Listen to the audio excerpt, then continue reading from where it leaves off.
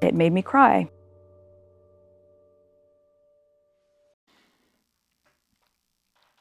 This one's wife. This embodies her narcissism. Hello, I'm H.G. Tudor. Years ago, I told the world that this one's wife is a narcissist. I was the first to explain this. I did so objectively, based on the evidence. Since I have done so, more and more people have realized that she is a narcissist, as she has continued to demonstrate her behavior governed by her narcissism time and time again. Indeed, it has now got to the point where it is rather repetitive with regard to her behavior, as, having run out of options, she starts engaging in very similar behaviors, going round and round. But that's not the purpose of this particular video. This video is to highlight something which embodies, encapsulates her narcissism. This one's wife's boring podcast ended a couple of weeks ago. However, she made an appearance on that ridiculous podcast with Jamie Three Names, the Buzz Lightyear lookalike with the helium voice, which just turned into a mutual masturbation session. This one's wife, however, can't get enough of wanting to talk about herself, and she's made an appearance on another podcast. The podcast is released today. I won't be listening to it, I've got far better things to do, but it's already been reported on, and as a consequence of that, I'm going to allow others to be subjected to her grating voice so that I can dissect the main juicy parts for you vis-a-vis her narcissism. The podcast that she's appeared on is Aspire with Emma Grede, and if you're not familiar with that podcast, I certainly am not, apparently it's aimed at those looking to build the life of their dreams. It features inspiring guests and provides weekly insights. Well, unfortunately, inspiration and insights will be missing in the episode that features this one's wife, for she is neither inspirational and she never offers any insights whatsoever. We observed that as a consequence of the bilge that she produced in her recent Lemonada debacle. But who is Emma Grede? Well, a little bit of background. She's a British businesswoman, entrepreneur and fashion designer. She basically got in with the Kardashian family. It would appear that she got some kind of leg up by virtue of her husband, because she's married to Jens Grede, who is the Swedish co-founder of Skims and the denim brand Frame. And then, based upon this connection, it would appear that Grede approached Kris Jenner, who she met during Paris Fashion Week. Presumably Grede was there because her husband was there as a consequence of his work, and Grede approached Kris Jenner, explaining that she wanted to partner with Jenner's daughter Khloe Kardashian. Grede and Kardashian launched The Good American in 2016 as a women's clothing company focused on size inclusivity and body positivity, with Grede as CEO. The company sold $1 million of denim merchandise on opening day, certainly far more than this one's wife has ever sold. Good American expanded from strictly selling denim jeans to include dresses, activewear, tops, swimwear, sleepwear, and shoes in its line. The company also invented the size 15 jean in between 14 and 16, no shit Sherlock, thanks for that, to accommodate more body types. She's a founding partner of Skims, a shapewear brand co-founded by her husband, Jens Grede, and Kim Kardashian in 2019. Along with Kris Jenner and Chrissy Teigen, Grede also co-founded Safely, a brand of plant-based cleaning and self-care products that launched in March 2021. Accordingly, it would appear that having piggybacked her husband's talents and links, she has then produced her own businesses, and fair play. But it doesn't strike me as she's necessarily done it all on her own. It certainly appears that she's had something of a leg up. But it's fair to say that she's more successful than this one's wife, because most people are.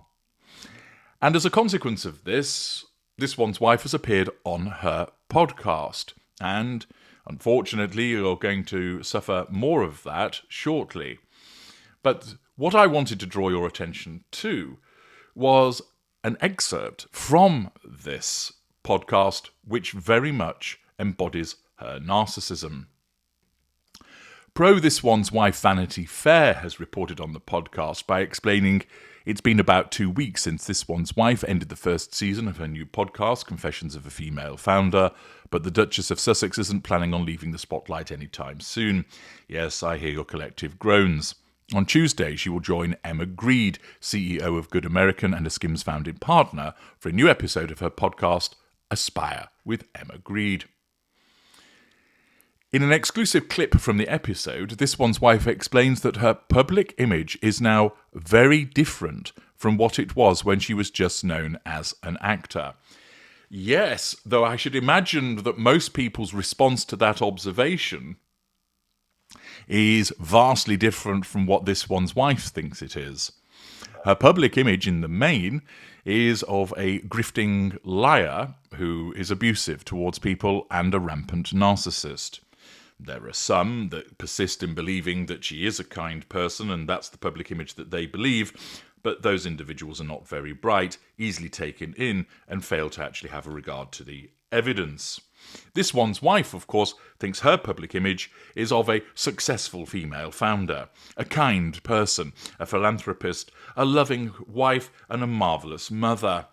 She fails to accept that she is seen completely differently from the image that is projected by her narcissism.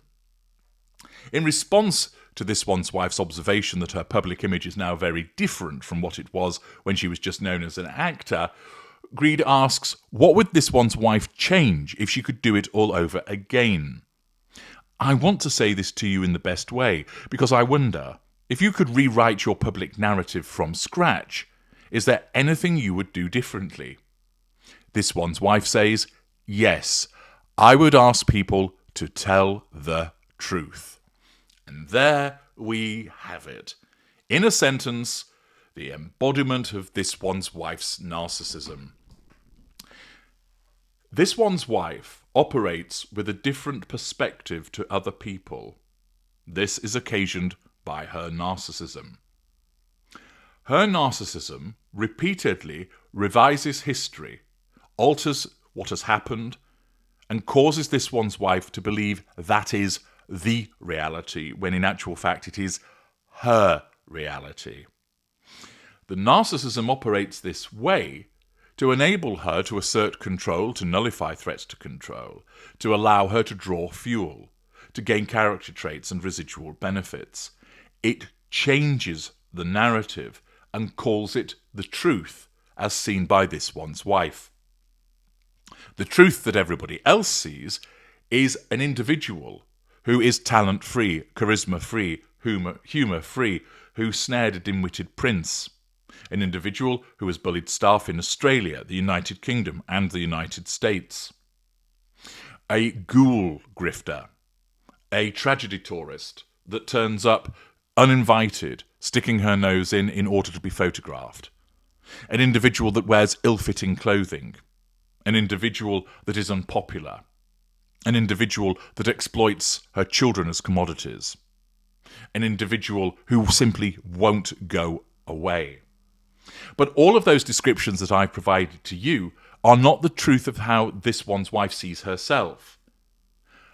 Her narcissism tells her that she is kind, empathic, successful at business, a brilliant content creator, that she is a loving wife, a fantastic mother, a great friend.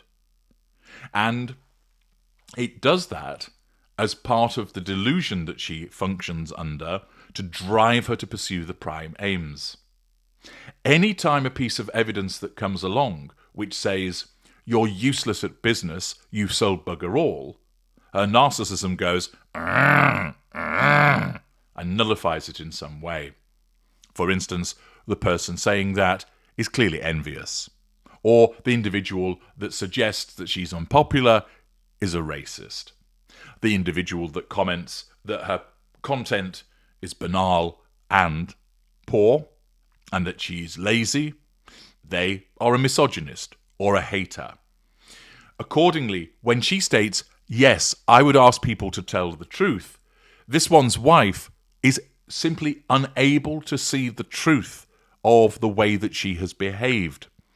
In actual fact, if they were to tell her the truth, she would reject it because it doesn't accord with the warped worldview that is generated by her narcissism. And yet she thinks that the truth that she sees is the truth that everybody else should see.